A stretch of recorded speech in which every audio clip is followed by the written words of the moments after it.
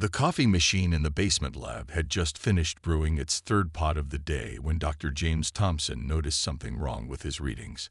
At first, he thought the equipment was malfunctioning. The quantum entanglement experiment he'd been running for the past 6 months had always given consistent results. Until now. He rubbed his tired eyes and looked again at the screen. The numbers didn't make sense. According to every known law of physics, what he was seeing was impossible. The entangled particles weren't just communicating faster than light. They were changing the very rules of probability around them.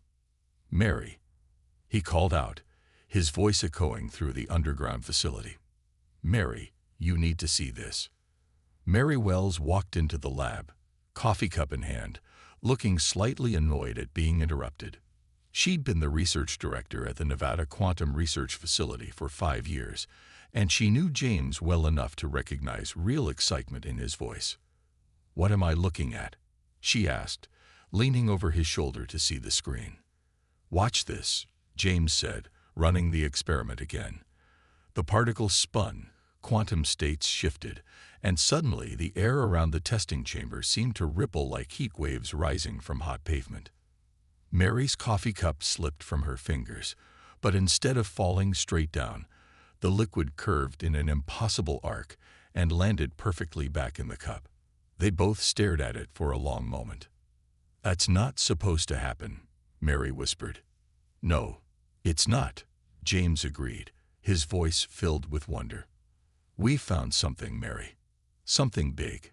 Over the next few hours, they ran the experiment again and again. Each time, the results were the same. Within a small bubble around their quantum testing chamber, probability itself became flexible. Coffee cups caught their own spills. Dropped pens landed standing straight up.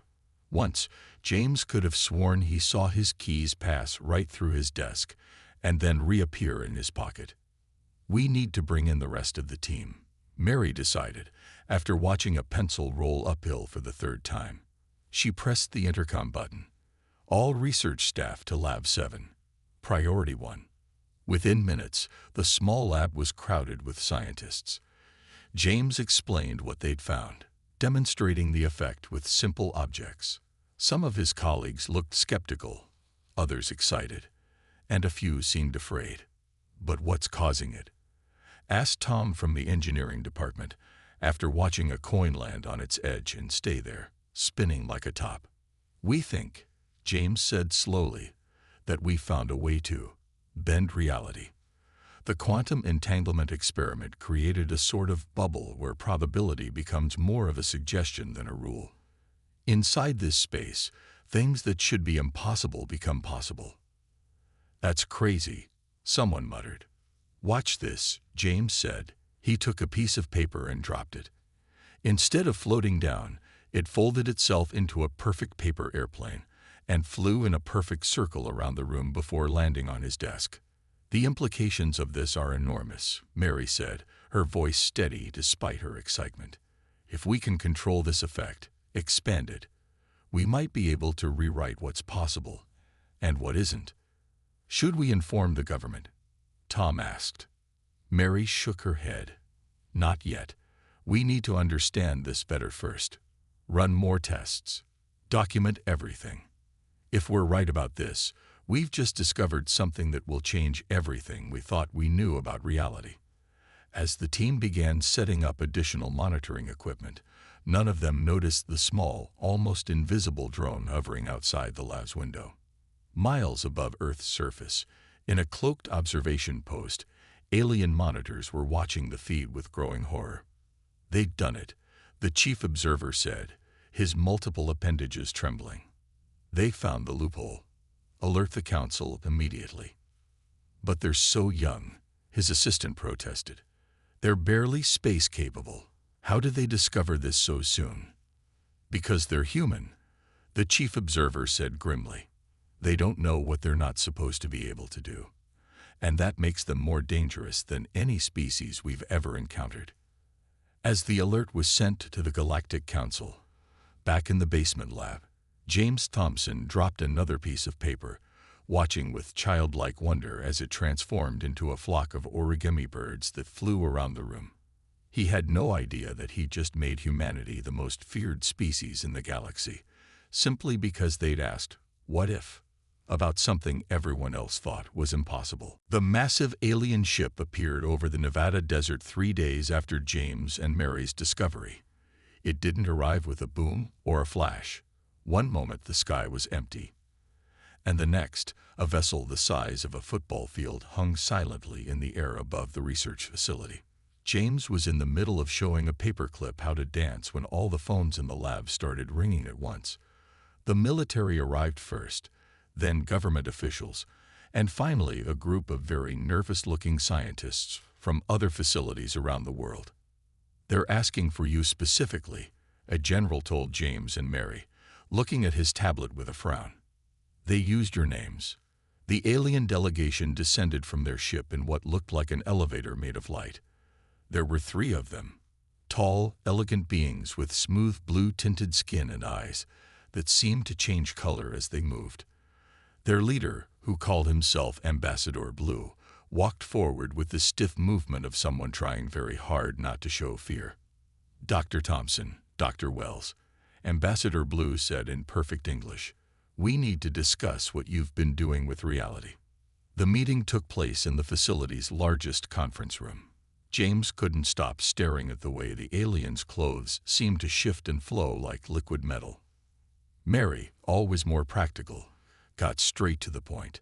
"How long have you been watching us?" she asked. "Long enough," Ambassador Blue replied. "We monitor all developing worlds for signs of technological advancement. We expected to have centuries before humans discovered the probability loophole. Instead, you've done it before even achieving routine space travel. Is that a problem?" James asked, still playing with his dancing paperclip. The ambassador's eyes shifted to a deep red. "Please stop that immediately. Every time you bend reality, you send ripples through the fabric of space-time.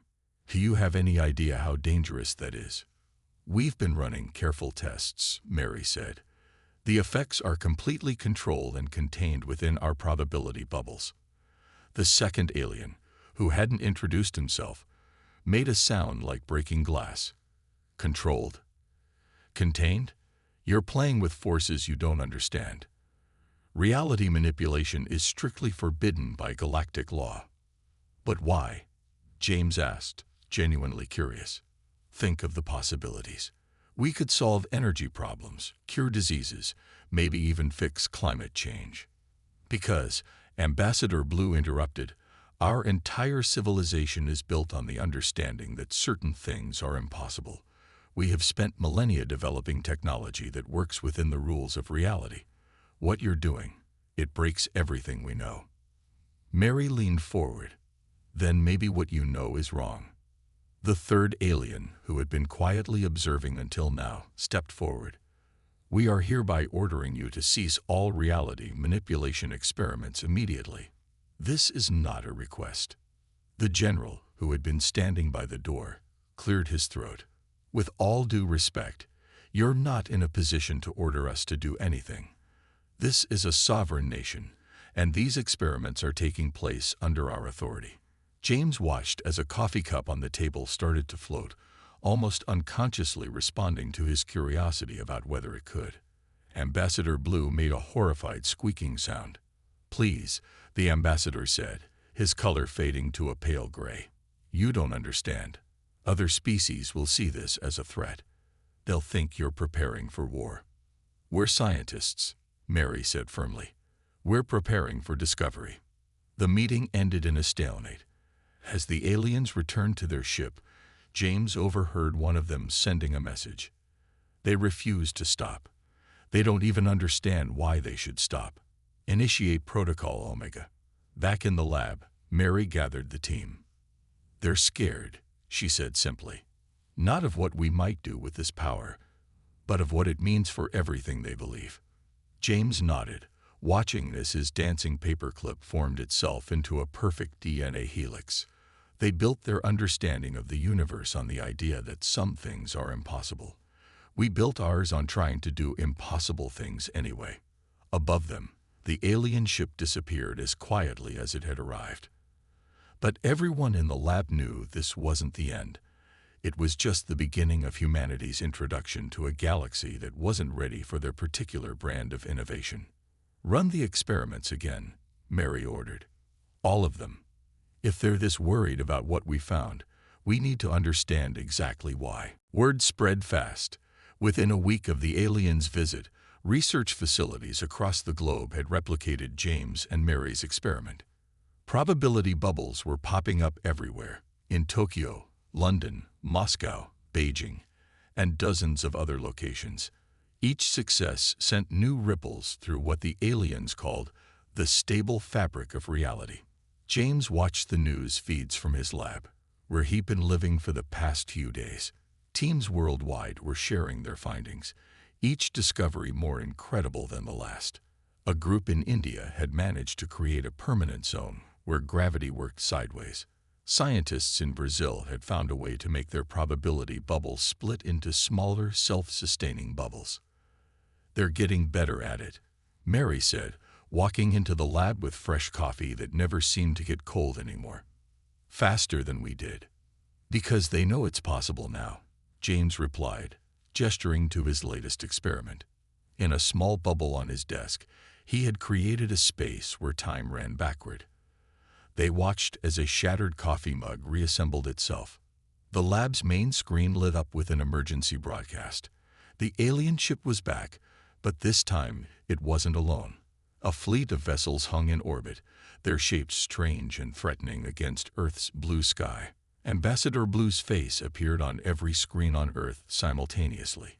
His skin had turned a deep worried purple. "Humans of Earth, you have ignored our warnings. The Galactic Council has convened an emergency session. Your experiments are causing widespread disruption across civilized space." Mary turned up the volume as the ambassador continued. "Our ship's navigation systems are failing near your probability zones. Our quantum communications networks are becoming unstable. 3 major trading hubs have reported complete technology failures due to your reality distortions." "That's not possible," James muttered, pulling up his data. "Our effects are localized. They shouldn't reach that far." A different alien appeared on screen, this one with crystalline features that sparkled as it spoke. "Our analysis shows that your probability bubbles are having a cascading effect. You've created quantum entanglements that span light years. Every time you bend reality, you weaken its fundamental structure across vast distances." The feed cut to images from alien worlds. Advanced machinery spinning out of control, ships veering off course, and most surprisingly, some alien children playing with small probability bubbles of their own. "They're learning," Mary whispered. "Just by watching us, they're learning to do it too." The emergency broadcast continued as more alien representatives spoke, each one more panicked than the last. Some demanded immediate military action. Others called for Earth's complete isolation. A few suggested trying to hire human scientists to help them understand the phenomenon. James' phone buzzed with a message from the Brazilian team. "We've done it. Stable reality modification without quantum equipment.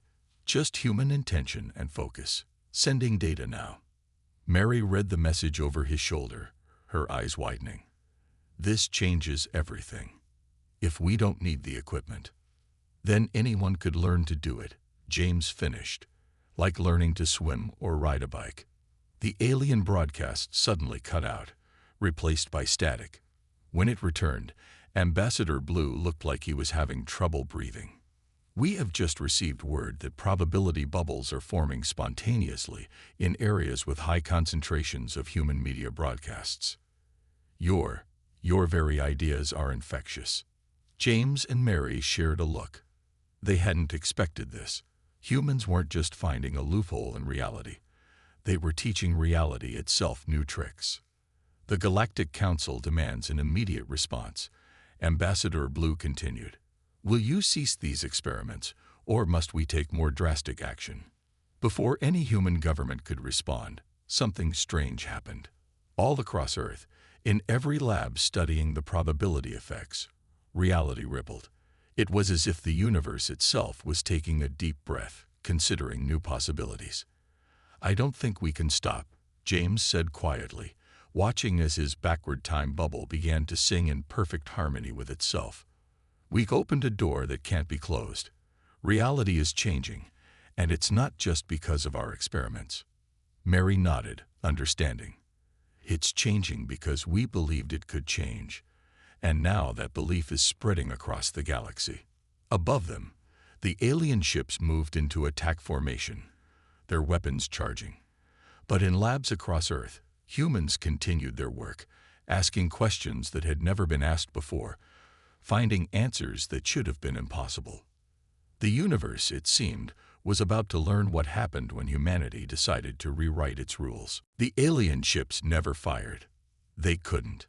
Every time their weapons powered up, probability fields would form around their vessels, turning their energy beams into harmless light shows, or, in one memorable case, a flock of space-faring butterflies.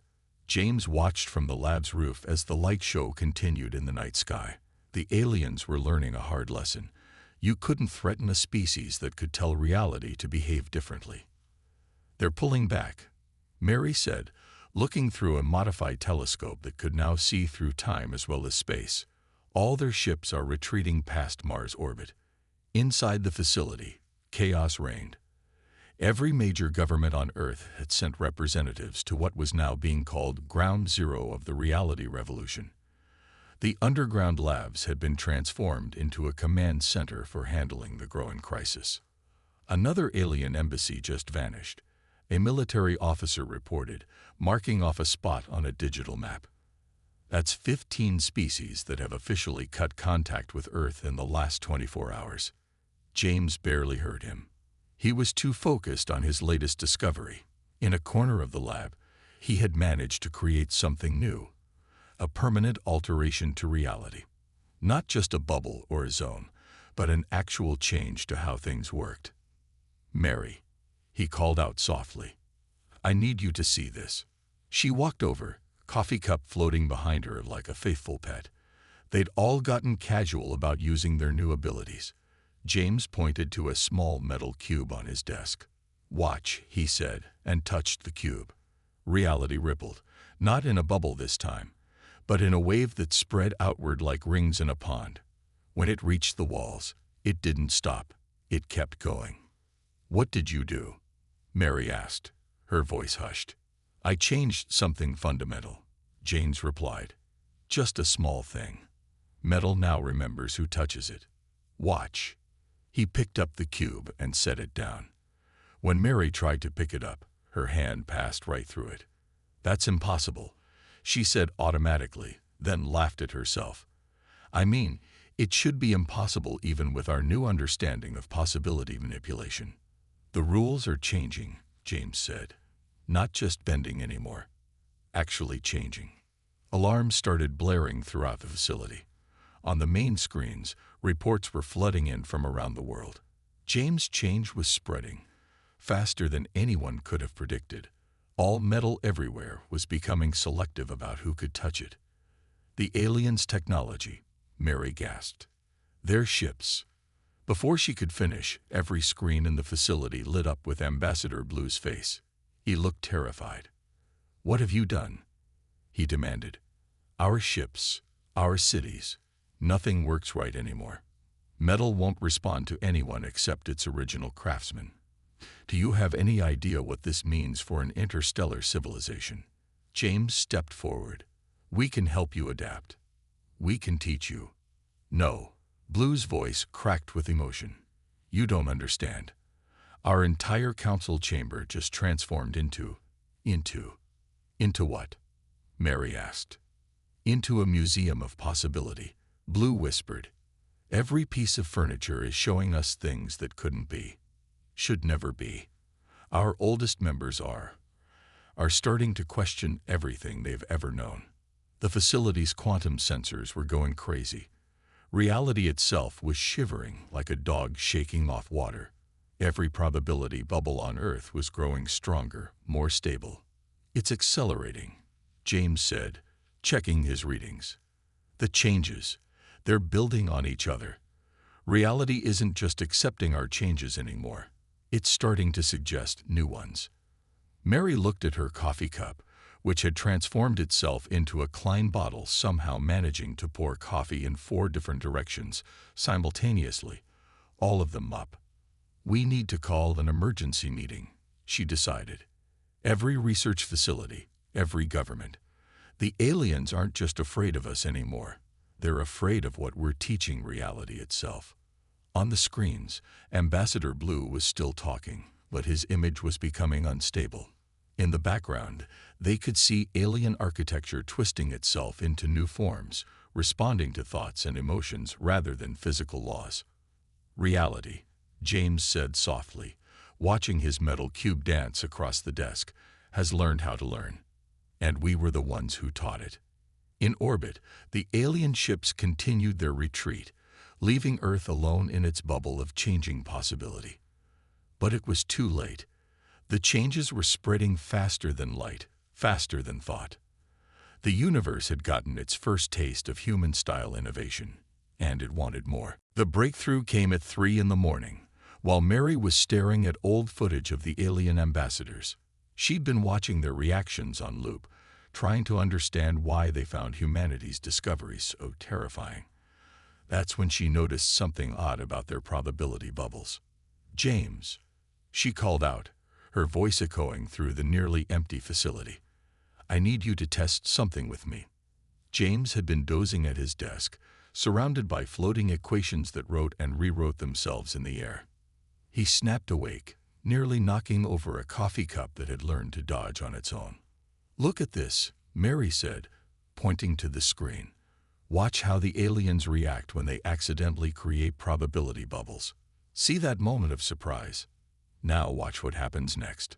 The footage showed alien children playing with small reality distortions, but as soon as adult aliens noticed, the bubbles would collapse. Every single time. "They're doing it to themselves," Mary whispered. "They're choosing not to see the possibilities."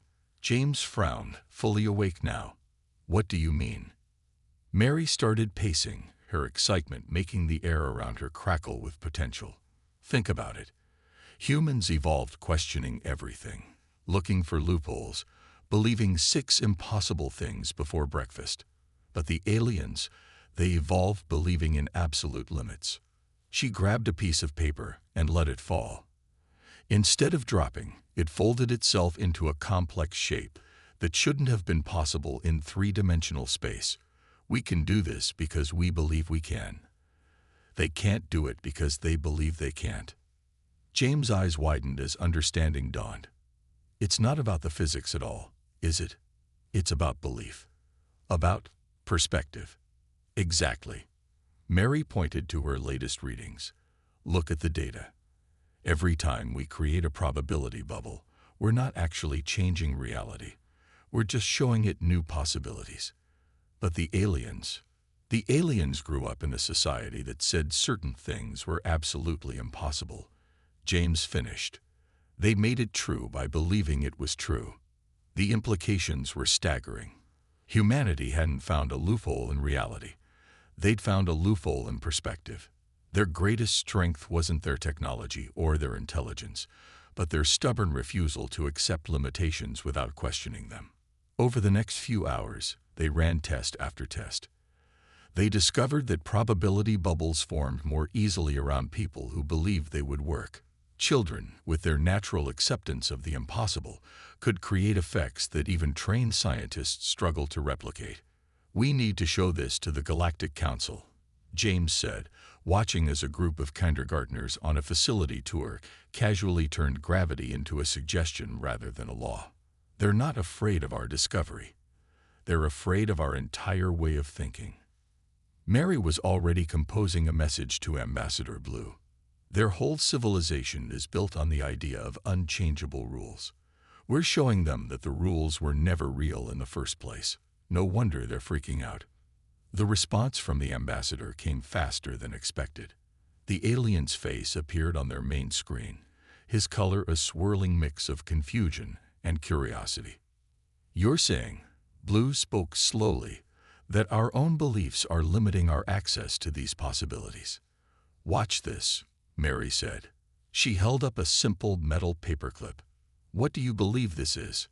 "A bent piece of metal used to hold papers together," Blue replied automatically.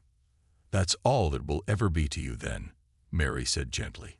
"But to us." She let go of the paperclip, and it transformed into a tiny constellation of stars, each one twinkling with real light. "How?" Blue whispered. "Because I believed it could," Mary said simply. "Reality isn't a set of unchangeable rules. It's a conversation. Humans just happen to be the first species in a long time willing to argue with it." James watched as understanding slowly spread across the ambassador's face. For the first time since they'd met, Blue's color shifted to something they'd never seen before, a shade that seemed to contain possibilities. "Teach us," Blue said finally, "not how to change reality. Teach us how to believe we can." Mary smiled. "That's the funny thing about possibility," she said. "Once you learn to see it, you can't stop seeing it. And I think your people are finally starting to look." Above them, in orbit, alien ships that had been preparing for war began to change shape, responding to their pilots' newly awakened sense of possibility. The universe, it seemed, had been waiting a very long time for someone to question its rules. 1 month after Mary's discovery about belief in possibility, the Nevada facility had changed beyond recognition. The once sterile labs now buzzed with a mix of human and alien scientists. The most surprising addition was a young alien researcher named Green, who had an unusual gift for accepting new possibilities. "Try it again," Mary encouraged, watching as Green struggled with a simple reality modification. "Remember, don't think about how it should work. Think about how you want it to work." Green's skin rippled with effort, changing from its natural blue to a deep purple of concentration. The pencil in front of him wobbled, then slowly rose into the air. Unlike the human's probability bubbles, which bent reality through complex quantum effects, Green was learning to simply ask. "I did it," Green exclaimed, his color shifting to bright yellow with excitement. The pencil did a little dance in the air, then wrote hello on a nearby notepad. James walked in, followed by a group of Galactic Council observers. The Council had been sending different representatives each week, trying to understand how humans were teaching their young alien students to manipulate reality. "The latest reports are in," James announced, bringing up a holographic display that now worked on human intuition rather than alien technology. "Probability zones are stabilizing across the galaxy. As more species learn to accept possibility, the changes are becoming more controlled, more cooperative." Mary nodded, watching as Green taught another alien scientist how to make their coffee cup float. "They're learning faster than we expected. Once they let go of their rigid beliefs, they bring their own perspectives to it. Some of them are already doing things we never thought of." In orbit, the Galactic Council's main ship had become a testament to this new understanding. Its once rigid geometric shape now flowed like liquid metal, responding to its crew's emerging sense of possibility. More importantly, it had stopped malfunctioning near Earth's probability fields. "The Council is ready to vote on the new proposal," one of the observers said, their crystalline form sparkling with barely contained excitement. Since learning to work with possibility, the crystalline species had discovered they could change their internal structure to create beautiful light shows. The proposal was something Mary and James had been working on for weeks, the establishment of a new department within the Galactic Council. They called it the Reality Conservation and Innovation Bureau, or RCIB for short. The idea, Mary explained to a group of newly arrived alien scientists, is to study how different species perceive and interact with reality. "We're not just teaching you to do what we do. We're learning how each species' unique perspective can show us new possibilities." Green demonstrated this by combining his species' natural color-changing abilities with reality manipulation. He created a bubble where colors had sound, and sounds had taste. It was something no human had managed to achieve, born from his species' unique way of perceiving the world. That's exactly what we're talking about, James said, making notes that wrote themselves in 4 dimensions. Every species brings something new to the conversation with reality. The facility had become a hub for this interspecies exchange of perspectives. In one lab, human children were teaching alien scientists how to imagine impossible things. In another, crystalline beings were showing humans how to perceive reality through geometric patterns. "We've received the vote results," the council observer announced suddenly. Their crystalline form chimed with joy. The proposal passed. The RCIB will be established, with joint leadership from all participating species. Mary smiled as she watched Green create a celebration display where probability itself danced in patterns of light and possibility. The young alien had come so far from the rigid beliefs of his people, and he wasn't alone. "You know what this means?" James asked, joining her at the observation window. Below them, human and alien scientists worked together, each bringing their own understanding of what was possible to their experiments. "It means we found something better than a loophole," Mary replied. "We've found a way to make the impossible possible together." Outside, reality itself seemed to hum with contentment. The universe had gained something precious, not just new rules, but new perspectives on what rules could be. And in labs and research centers across the galaxy, different species were learning that the best way to understand reality was to question it, challenge it, and most importantly, to believe in possibility. Through the facility's windows, they could see the sunset painting the sky in colors that hadn't existed before humanity started playing with probability. It was beautiful, impossible, and absolutely real, just like everything else in their new understanding of the universe.